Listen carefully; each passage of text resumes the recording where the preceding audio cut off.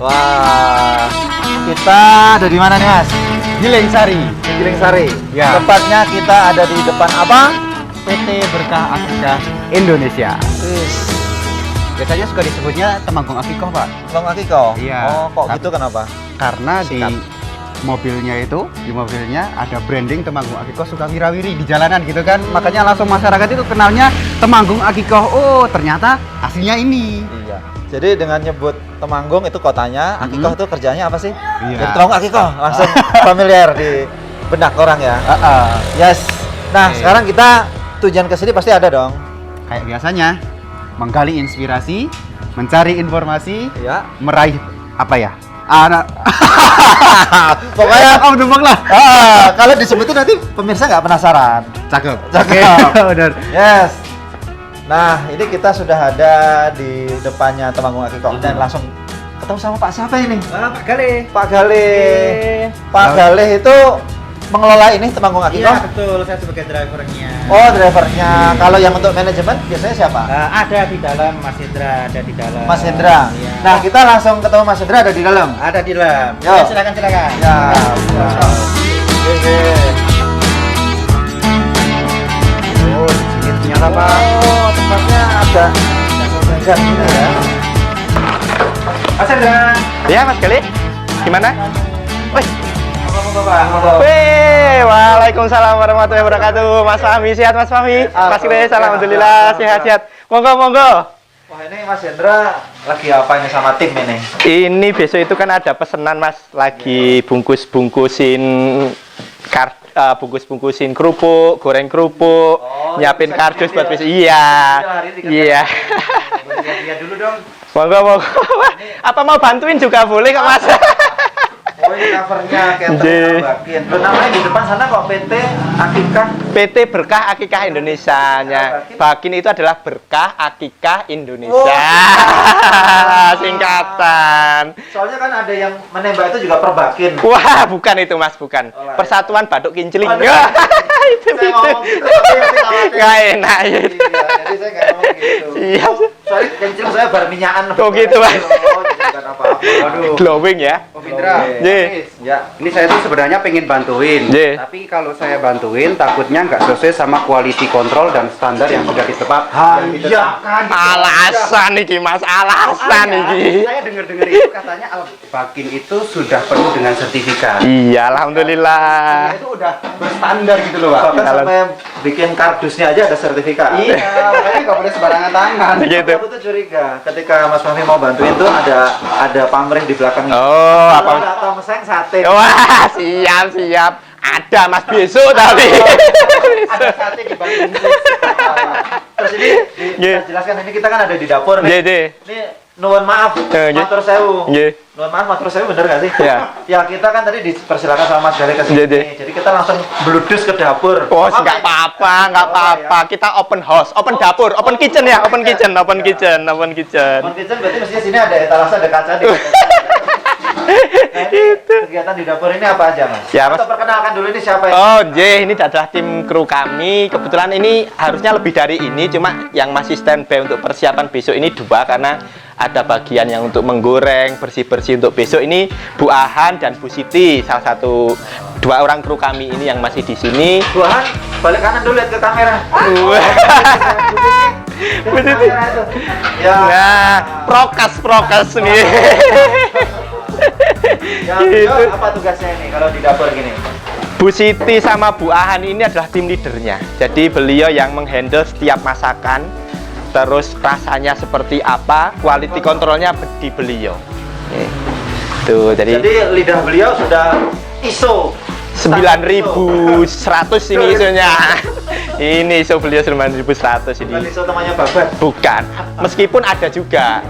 Karena masakan kita yang berisu-isu banyak ini. Oh, Ya. jadi kalau ngomong kambing itu ya utuh dari kepala, pundak, lutut, kaki. Iya, betul Mas Idus. Tersisa. Jadi semua dari yang kita sembelih itu semua kita masak. Kecuali kulit. Jadi kulitnya itu kita akadkan kepada konsumen itu bahwa kulit ini nanti nggak kita masak, tetapi kita sedekahkan di pesantren ya bisa. Oh. Karena untuk memasak kulit ini kan butuh proses yang cukup berat, padahal dari sisi apa namanya rasa juga nggak begitu banyak yang suka dari kulit kambing itu. Makanya kita akadkan kepada konsumen untuk nantinya kulit itu disedekahkan di pesantren ya bisa. Disedekahkan dalam bentuk apa, Mas? Diuangkan dulu, Mas. Diuangkan dulu, jadi nanti ke ya bisanya udah dalam bentuk apa namanya uang. Setiap bulan itu berapa kita potong, itu kita kalikan dengan harga transaksi kulitnya, kita sedekahkan di pesantren ya bisa. Ada yang memang menampung jual beli kulit? Ye, ada. Jadi dari tim kami sudah lengkap, dari pokoknya kambing datang sampai nanti masakan keluar atau hasil olahan non masakan keluar itu udah terpoksi-poksi ya, seperti. Ini apa yang mau kita gali? Kita gali dari Mas Hendra, Pak. Banyak nih. Ngomong-ngomong tentang PT Berkah Akikah Indonesia. Iya, monggo. dengar-dengar ada tagline-nya tuh, Pak. Iya, Pak. Iya, jadi tagline kami itu mudah, murah, dan sesuai syariah.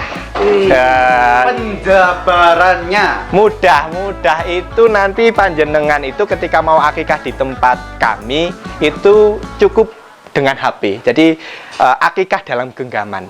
Ya, jadi nanti pokoknya dikasihkan link untuk websitenya, link untuk sosial medianya, di situ tinggal ngisi nama anak, jenis masakannya, tipe kambingnya.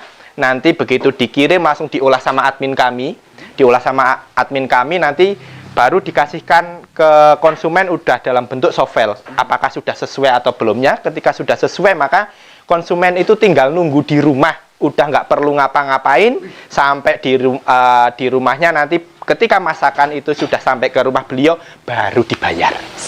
Semudah itu. Wes rak perlu nang dindi, Mas, gitu. ternyata gamping. Ini kan kenapa mudah banget itu, soalnya kalau kita mandiri pingin akikoh motong di rumah itu udah nyari kambingnya ke pasarnya gitu kan. Ya itu mudahnya. Mudah. Murahnya. Tadi yang dibilang Mas Fahmi itu misalkan jenengan cari kambing sendiri itu harus ke pasar. Ongkos transportnya udah harusnya dihitung, tapi kan nggak pernah dihitung sama sama pemesan kan kayak gitu. Ditambah lagi nanti ketika masak di rumah. Yang masak itu nggak cukup satu orang, bisa satu RT. Nah, nggak mungkin dikasih makanan juga gitu kan. Sambatan, ya? Iya, sambatan. Kalau di kampung namanya sambatan. Nanti ada snacknya dan segala macam. Itu bisa jadi uang yang dikeluarkan itu lebih banyak daripada kambing yang dipotong. Nah, ya toh. Kalau di tempat kita kan udah sampai rumah, udah dalam bentuk kardus-kardus seperti ini, Mas. Nah, tinggal dibagikan selesai. Itu yang murahnya ya gitu. Terus mudah, murah. Ya. Yang ketiga, Sesuai syariah. Itu. Yang sesuai syariah itu dari pemilihan kambing, kita kambingnya itu benar-benar dipilih satu tanpa cacat. Jadi kalau misalkan telinga berlubang, kakinya bengkok dan segala macam itu kan nggak sesuai syariah. Iya. Nah, akhirnya benar-benar kita pilih kambing yang sehat, yang tanpa cacat, untuk digunakan akikah, ya kan. Terus pemotongannya pun itu kebetulan alhamdulillah kemarin kita urus semua sertifikatnya, itu semua berhasil. Jadi contohnya adalah sertifikat untuk rumah potong akikahnya itu kita sudah berstandar halal dari Majelis Ulama Indonesia. Yang kedua itu adalah tukang potongnya. Tukang potongnya itu kita kursuskan untuk memperoleh sertifikat standar pemotongan yang benar sesuai instansi yang terkait. Itu kita punya juga sertifikatnya. Jadi bagaimana memotong hewan akikah atau hewan secara umum dengan mengucapkan bismillah dan segala macamnya, terus menyebut nama Allah menyebut nama Allah. Terus kemudian ada 3 hal penting untuk dalam pemotongan. Yang pertama itu saat memotong itu harus terpotong 3 saluran. Saluran makanan, saluran pernafasan, dan saluran darah. Bismillahirrahmanirrahim.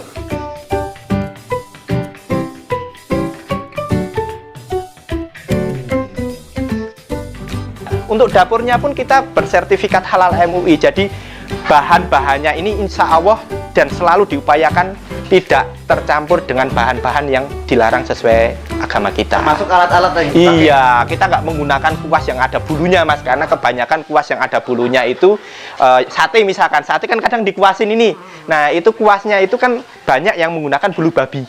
Nah, kita nggak boleh pakai itu. Kita akhirnya dengan cara-cara beliau adalah kecapnya itu diolesin langsung ke sate. Jadi dikucurin langsung di sate supaya apa? Menjaga benar-benar apa namanya tidak tercampur dengan barang-barang yang haram. Seperti itu. Ini ada pengetahuan juga nih. Kuas itu kan masuk ke rumah. Oh gitu. Jadi kita bikin katalog untuk foto produknya. Nanti ya zaman sekarang, Mas, itu ibaratnya akan online pada waktunya. Jadi Tapi kita ini, jualan ini menunya memang ini. Ya, salah satunya. Ini menu terbaru kami. Jadi Apa aja nasi ini? mandi dengan Oke. apa namanya kari kambing. Ah. Terus ini kemudian tengkleng sama timun ya. Nah, ini yang beda lagi mungkin dikasih sate, ini nasi yang biasa. Terus ada tengkleng, ada capcay. Pokoknya apa ya, menu apapun kita insya Allah bisa. Perkambingan menu-menu insya Allah bisa. Itu Gitu. berarti konsumen atau pelanggannya bisa request. Bisa request, Mau menu kita apa, mempunyai daftar menu yang akan kita berikan kepada konsumen. Gitu. Jadi nanti ada kayak paket A apa menunya. Iya paket gitu. B Atau apa, misalkan gitu. kok yang nggak ada di paket. Pinarak, Mas, monggo Iya, monggo. iya. Jadi misalkan apa namanya ternyata di buku menunya itu tidak ada, insya Allah ketika request akan kita upayakan. Kalau ini menu yang pada umumnya. Pada umumnya ini Iya, sop kaki kambing, siap. Sop kaki kambing Jakarta ada gitu kan. Pak Kumis, Pak Kumis ada. Bang Jenggot, Ada semua wis Mas pokoknya. Brewo. Oh, no kabeh, Mas. Yes, cukup itu aja. Cukup itu. Rokoknya cukup. Bung Indra nih Iya. sebagai apa namanya founder sekaligus owner gitu ya. Nggih. Mohon maaf kalau ngomongin sebuah brand itu kan pasti ada sejarahnya gitu ya, Iya, Pak. iya, iya. Boleh diceritain nggak itu kira-kira sejarah singkatnya? Tentang akikah ini? Iya. Oh iya. Jadi akikah ini saya mulai bangun tahun 2014. Jadi awalnya itu dulu salah satu keluarga saya itu melaksanakan akikah. Setelah selesai pemesanan itu ada keraguan dalam hatinya. Apakah sesuai syariah enggak?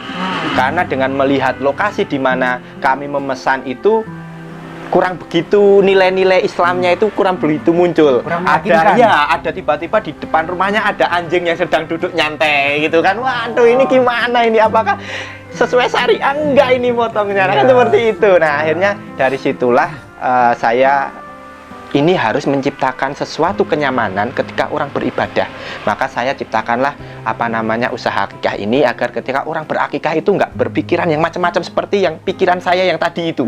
Nah, ya wis lah kita bikin usaha akikah yang salah satu syaratnya adalah sesuai syariah yang tadi sebagai tagline-nya itu kan. Nah, harus sesuai syariah. Itulah yang menjadi apa namanya sebab kami mempunyai usaha akikah ini. Terus piye iki kan gitu ya. Itu tahun berapa itu? 2014, Mas. 2014. Nah, jadi 2014. Nah, untuk prosesnya maka saya menginginkan di awal itu kita harus punya kandang stok sendiri karena orang akikah itu kadang dadakan, Mas. Misalkan yang akikah hari ini, Mas, itu baru pesan tadi malam. Karena kalau misalkan kita nggak punya stok kambing, itu akan sangat tidak memungkinkan. Padahal mereka menginginkan akikah di hari ke-7 kan. Salah satu sunnah akikah itu kan di hari ke-7, hari ke-14 dan hari ke-21. Meskipun di setelah hari itu, wah dimaafkan ini malah ada telepon ini, Mas. Buat nanti aja wis. Jadi dimaafkan. Jadi apa namanya di hari Nama juga on location. Tidak ada rekayasa. Jadi itu syaratnya di hari ke-7, di hari ke-14, di hari ke-21. Dan kalau misalkan tanpa lewat hari itu boleh kapan saja gitu nggih. Tapi kan selalu orang itu mengupayakan di hari ke-7-nya. Padahal begitu lahiran biasanya banyak kegiatan di rumah, ada tamu, ada atau mungkin lahiran di rumah sakit harus menginap dulu di rumah sakit. Jadi akikah itu nggak begitu kepikiran. Tahu-tahu udah hari ke-5 atau hari ke-6. Nah, makanya begitu hari ke-5, hari ke-6 baru ingat, oh iya anak saya harus diakikahin kan seperti itu. Baru dia kontak-kontak, cari-cari dan alhamdulillah mungkin ketemu dengan PT Berkah Akikah Indonesia, kemudian kontak kepada tim marketing kami ada tim marketingnya, Mas, jadi ada kontak kepada tim marketing kami, kemudian bisa nggak ini akikah di hari ke-7 misalkan. Akhirnya kalau misalkan memungkinkan memang kita siap. Jadi saya itu dulu ngambil kambing, potong kambing, tapi nek ngeleti nggak bisa. Jadi ngeletin ada orang tersendiri, ikut bantu masak, bahkan sampai ikut nganter.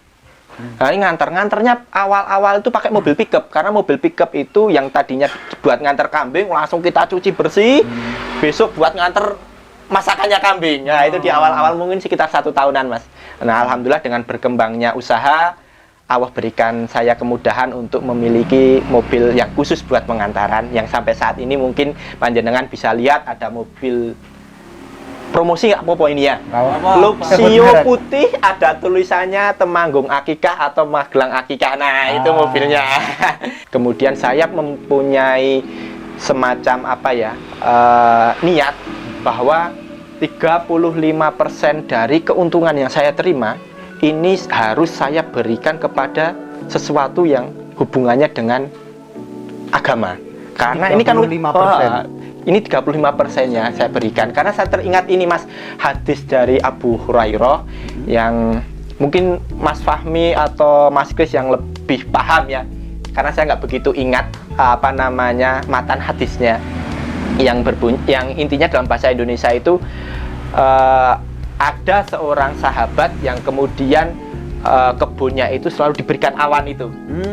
Terus kenapa kok apa namanya kamu yang lainnya kekeringan sedangkan kamu dialirin air. Nah, itu terus ternyata ketika diselidiki itu beliau dari sepertiga dari keuntungannya itu dibagi 3, sepertiga untuk dirinya sendiri dan keluarga, sepertiga untuk usaha itu jadi untuk pengembangan usaha, dan sepertiga lagi diberikan di jalannya Allah.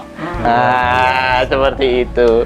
Dan alhamdulillah memang efeknya bagi usaha ini sangat-sangat terasa. Ketika pandemi COVID kemarin, Mas, beberapa usaha saya itu ikut merasakan dalam sisi negatif, yang usaha akikah ini merasakan juga, tapi dalam sisi yang positif. Jadi usahanya bukannya turun, tapi malah naik. Gitu. Berarti berkah di balik COVID. Berkah di balik COVID ini. Gitu. Berkah di balik kelahiran bayi. Oh iya. Makin banyak bayi lahir, Makin peluangnya lebih gitu. besar. Gitu loh. Jadi usahanya gitu, Mas Kris. Apa namanya? Ketika bayi itu masih ada bayi lahir, maka akikah itu akan terus berjalan. Ini acara ini nggak mungkin disponsori kantor BKKBN. Jelas nggak mungkin. Ya. 2 anak cukup, Mas. Iya. Sini 4-5 anak boleh dah gitu kan. 35% itu juga bukan uang apa, Bukan bukan angka angka yang yang kecil sedikit. gitu kan. Itu kan ada sesuatu yang harus menguatkan hati gitu kan, meyakini gitu. Itu gimana tuh? Berbagi tips aja nih. Ya, jadi gini, saya meyakini bahwa janji Allah itu pasti. Dan itu sudah terbukti, saya rasakan sendiri.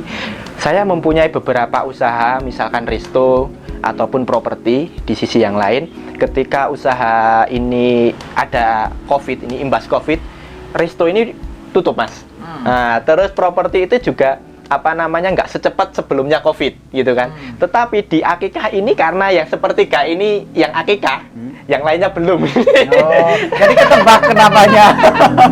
Yang sepertiga ini yang akikah. Jadi Tapi memang ini usaha yang terakhir, maksudnya sebelumnya belum ada. Jadi memang yang terakhir dijalani ini. Belum ada lagi gitu kan? Belum. Jadi apa namanya ini insya Allah menjadi blueprint, dan saya harap nanti kedepannya usaha yang lain itu akan saya terapkan dengan pola sepertiga dari keuntungan yang saya peroleh itu saya berikan di jalannya Allah. Tapi saya tadi agak suka dengan pemilihan katanya dari Mas Hendra. Apa? Saya larikan kemana? Rezeki itu saya larikan kemana kan dari sepertiganya itu. Kata-kata larikan itu kan berarti harus bergegas. Iya. Jadi kita begitu kalau perlu nggak perlu nunggu ada untung, sudah langsung dikasihkan. Karena konsepnya lari, Om. Coba kalau saya jalankan atau saya timi-timi gitu,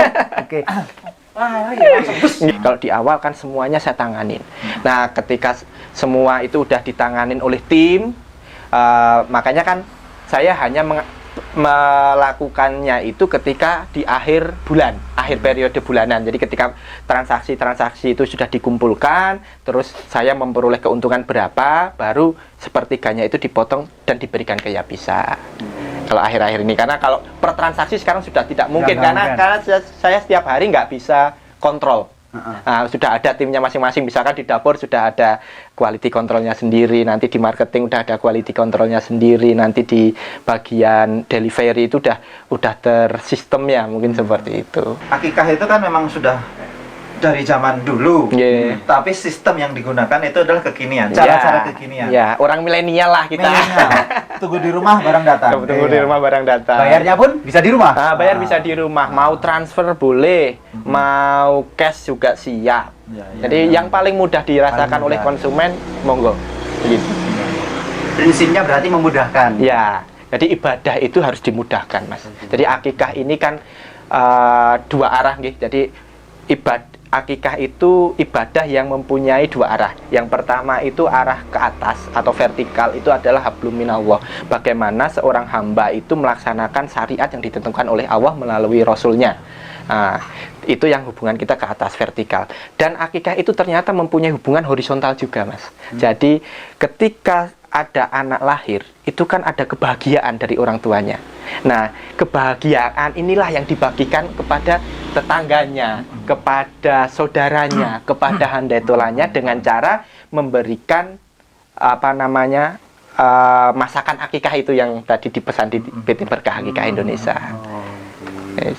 Wah, tapi ngomong-ngomong jenengan udah di akikah belum? Insya Allah sudah. Saya ragu. Waduh, boleh Mas. Jadi Saya tanya ke ibu Yeah. saya ketika ini saya udah kenal sama Mas Fahmi, kenal Mas Hendra gitu, saya tanya, Bu, saya tuh dulu tuh sajane sudah di akikah belum ya? Wah, mbuh ya. Wah, Gawat ini. jadi ketika dewasa itu ini versinya ada dua ustadz yang saya nukil ya. Yang pertama adalah Ustadz Abdul Somad, yang kedua adalah Ustadz Syafiq Rizal Basalamah. Dari kedua ustadz itu beliau mengucapkan bahwa akikah dewasa itu boleh selama belum diakikahi. Terus apakah akikah ketika dewasa itu boleh mengakikahi sendiri atau harus orang tuanya? Nah, itu kalau dari pendapatnya Ustadz Abdul Somad itu boleh mengakikahi dirinya sendiri. Cuma ada satu syarat yang nggak boleh. Jadi kalau ya sebenarnya boleh-boleh aja sih, cuma nggak luas.